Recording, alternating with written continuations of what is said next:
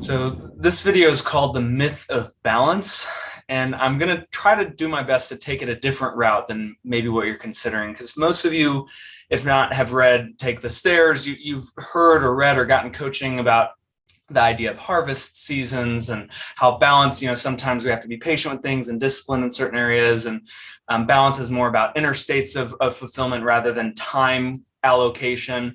So those are all true. But one thing that I really want to address is an issue I've seen pop up more and more as these younger generations are starting to, I think, get more pleasure driven. And that's this myth of balance, that balance comes from pleasure. I'm going to dive into what I mean by that. The first perspective is people tend to chase pleasure over fulfillment. What I mean is the short-term fun. So to give you a good example, the day that I'm recording this video, I had a call scheduled from 9 a.m. until just now about 5 p.m.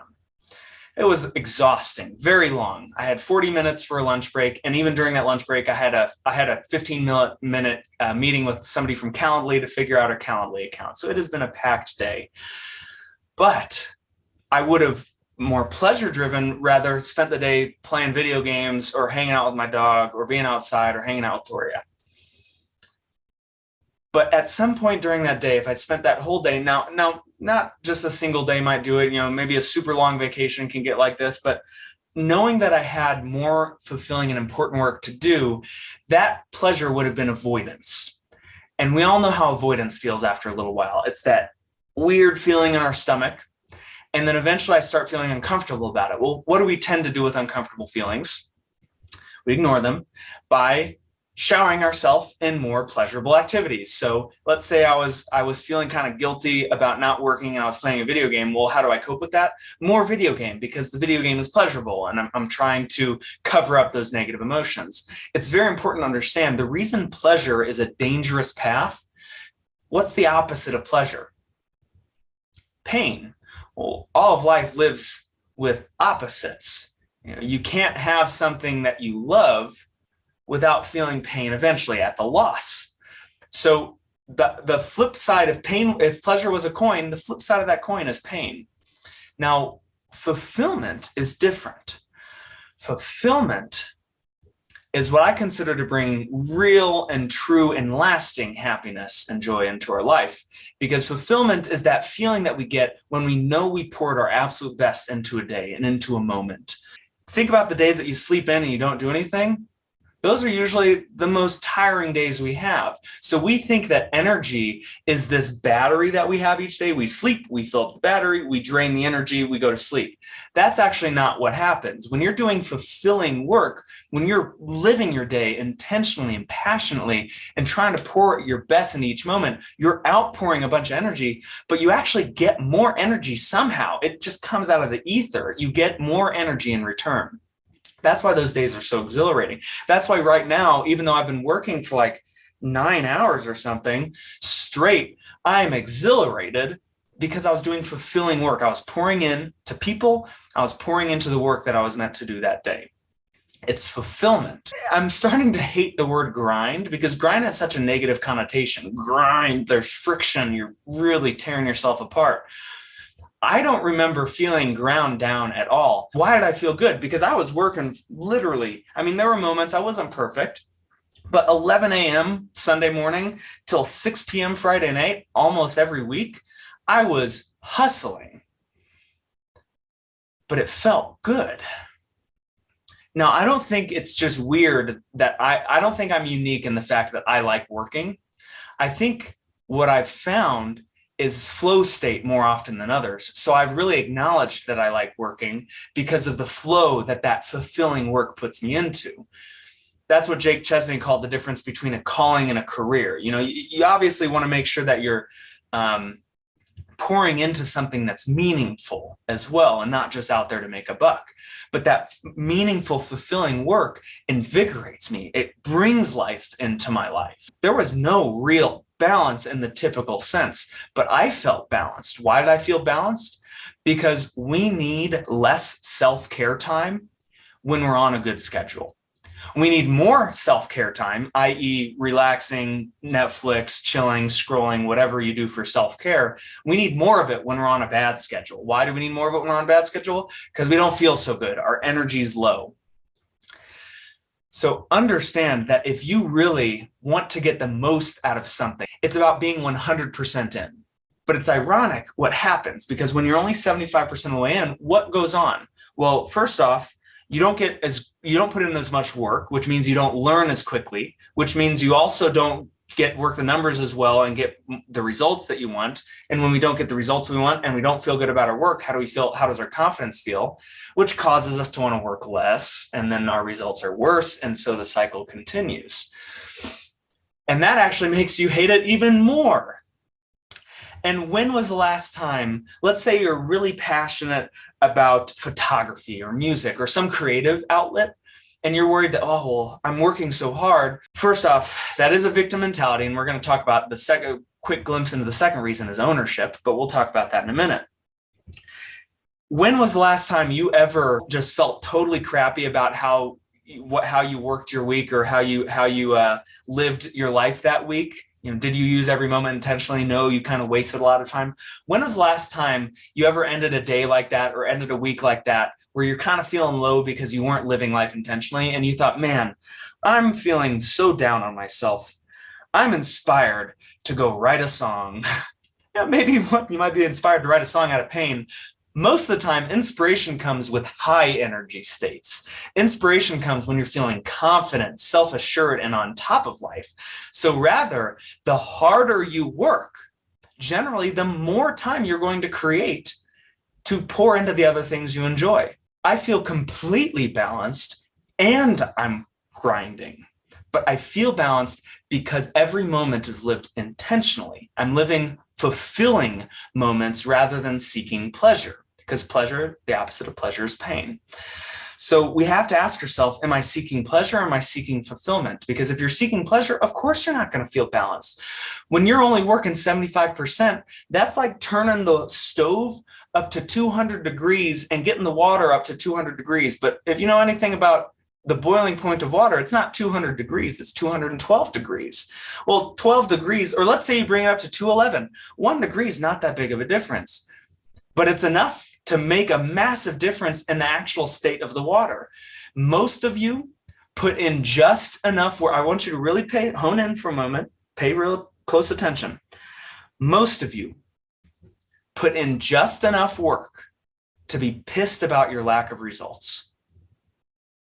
I'm going to say that again. Most of you put in just enough work to be pissed about your lack of results.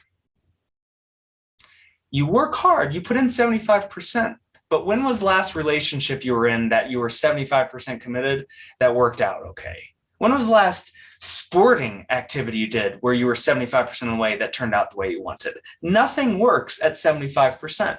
Now, we have to eliminate this limiting belief that if I give 100% in here, I have to give 0% to everything else. When you give 100% here, you feel awesome. And that gives you energy to give 100% everywhere else. I don't believe that you have to be good in your career or good in family. That is either or. Life is both and. In fact, the better you are as a human, you're going to be better in business and better in family and better in X, Y, and Z. So we have to eliminate this belief and stop holding ourselves back from pouring in out of this false sense of balance. Balance has become weaponized to be an atomic bomb for Mr. Mediocrity. Well, your health is important. Your mental space is important. Your emotional space is important. You need balance in your life. But what he's really doing is actually tricking you into only partially commit to things, needing more balance. Hopefully you get where I'm going. I know I'm kind of beating a dead horse here, but I really hope you get the point of this. So most of you guys are at 200 degrees. You're hot water. But it needs that 12 extra degrees to boil. And boiling water can power a steam engine train. It can move tons of steel, boiling water. Hot water can make a stew. But boiling water would still make a better stew. Your carrots are going to be hard in your hot water stew. And the number one reason people don't like most of their careers is because they're dipping their toe in. They're half in, they're half out, they're 3/4 the way in. Either way, it's not going to work. Imagine if you were in a relationship and you're only 75% in because you need balance in your life. You know, you like her, so you're 75% in. That's a lot, but you need 25% for the other things. Well, 75% relationship, once again, that's not going to be fulfilling, is it? That's not going to work very well. So at some point you come to the realization, you know, I don't feel super balanced in my relationship. Maybe I need another relationship to help me feel more balanced. That'll work. Well, I'm not feeling balanced in this, so let me go do something else. But here's the thing. When you put all in, you create the foundation to go crush it and everything else. Stop letting Mr. Mediocrity have the weaponized version of creating balance in your life. Go all into the things you're doing, and you will see how you can begin to create win-win, both and scenarios. The second thing, most of you are not going to reach your goals in life. And I don't say that to challenge people. I say it as a very unfortunate but true fact. Most people, especially who want to start their own business or be their own boss, be in command of their life, being their own boss, you're going to fail. Why do I know that? Because 95% of people fail. It's a statistic. 95% of business owners that start in 1 year fail within the next 5. Why do they fail?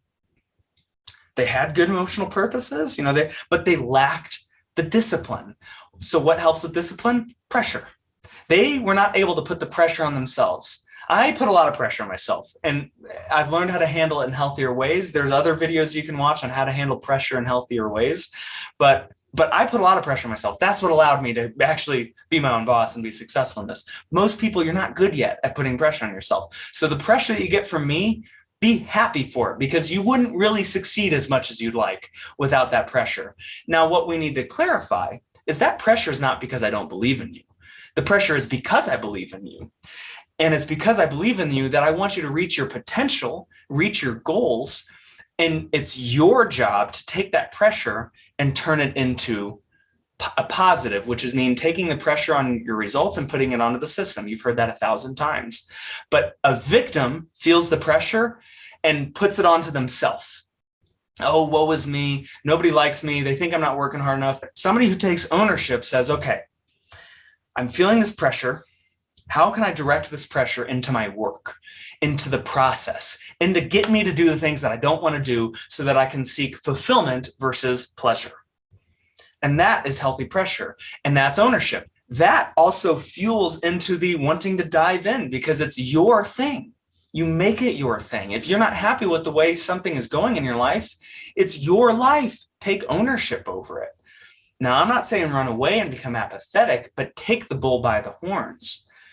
And you have support here to do that. You have resources here to learn how to do that. And you have the potential within you to do that. But the question is, will you? So I sincerely hope in this moment, you decide not only to dive in, put both feet in the water, dive in head first, why not? Take ownership over the situation. What I care about is that you do your best. Why do I care about that? Because when you do your best, first off, your results are probably going to be okay, or if not great. But second off, you're going to feel good. You will be more confident, you will be happier and more fulfilled when you do your best. And my job as the leader is to help other people reach their goals in life. And isn't all of our goal just to be happy? So take this and do something about it.